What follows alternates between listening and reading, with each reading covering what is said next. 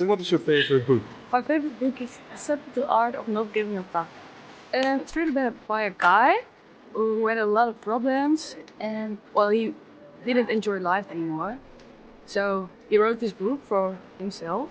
Atomic Habits. The book is about how to create good habits and break bad ones and to achieve your goals. How to achieve your goals. It really helps you realize that everyone has their own problems and it's just into your head. And nobody's watching everyone. It keeps me reminding of that I have to fall in love with boredom. So would you recommend the book to others? I really would recommend the book. I read it for like 4 or 5 times a few years ago, but it's the best book ever. Mine is The Storyteller by Jodi Picoult, which is a novel, a fiction novel about a woman who meets a man that was involved in the Second World War, and he retells his story of his involvement with the Holocaust, and it's actually a very interesting story, and I like it. Yeah, my favorite book is by far *Sapiens* from Yuval Noah Harari. I really like this book for many levels. I mean, first of all, he was also my professor, one of the courses in Jerusalem, but you know, it's just such a nice synthesis of human history, and it has so many messages that we can take for nowadays to see how we want to direct our future, where we want to head, also as individuals, but also as a community. So yeah, I find it really fascinating in a sense, yeah. I learned from the book that people carry their stories with them throughout their lives.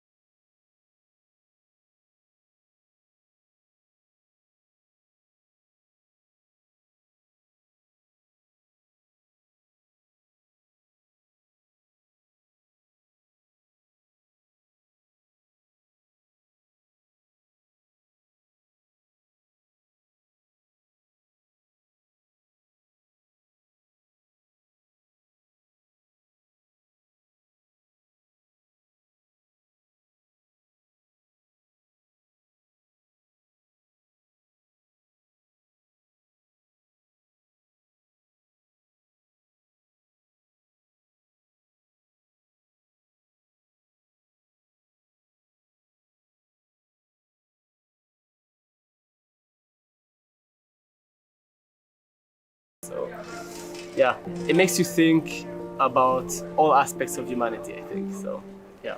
Okay, thank you very much. Yeah, of Thank you. course. My favorite book is Kafka on the Shore from Haruki Murakami.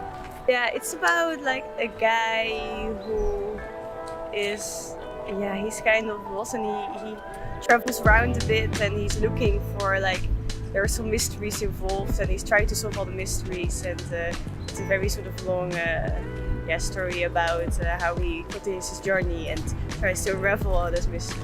1984. The book is about a dystopian situation, basically, in which there is this guy who's living the life in this society that is completely overruled, let's say, ruled by this group.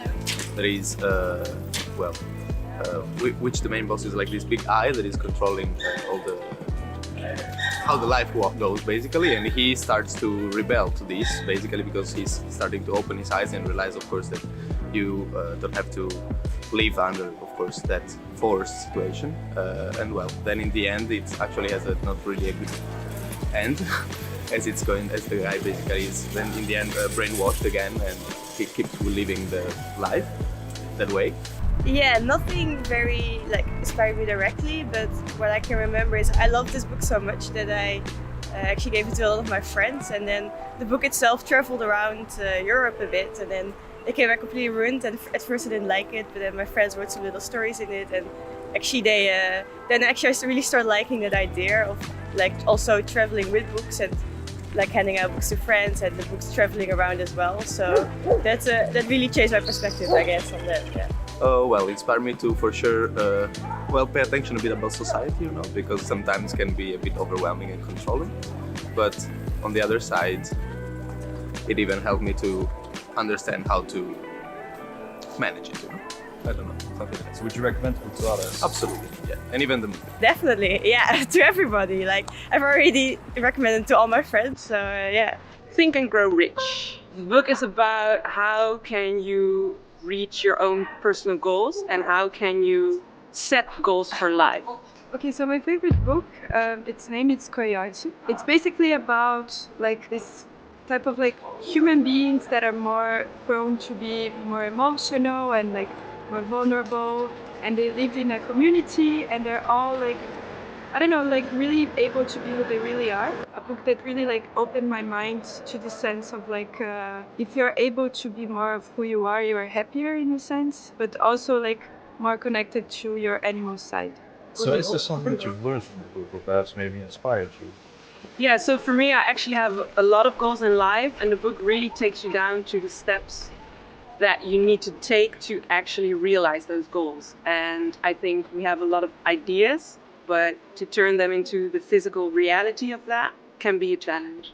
And that is what I learned from the book. For sure, like I'd say that I really live by what he says, and it's funny because what he says is like we live an orgastic life if we're able to be who we really are, because Freud says that like we all exist and everything that we do is related to sexual energy, but if we're able to be who we truly really are, then we can live orgastic life. So I'd say you cannot get better than this.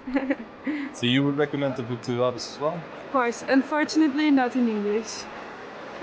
I looked already for it, because I think that everyone should read it. I even sometimes write a book and I give it to my friends.